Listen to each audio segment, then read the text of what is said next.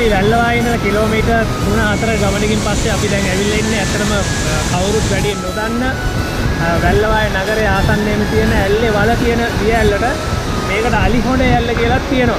මේ හැබැයි දැන් මේ වෙනකොට නම් මේකේ ජලය සම්පූර්ණයෙන්ම ගල්කුඩු පාට තමයි අපිට දකින්න පුළුවන්. ඒ කියන්නේ උමාවය ව්‍යාපෘතිය නිසා මේ වතුර තමයි මේ ඇල්ල අරා ගලාගෙන යන්නේ. ඉතින් ඒ නිසා මේ ඇල්ලේ ජලය මං හිතන්නේ මේ වෙනකොට විශාල වෙනසකට ලක් වෙලා තියෙනවා.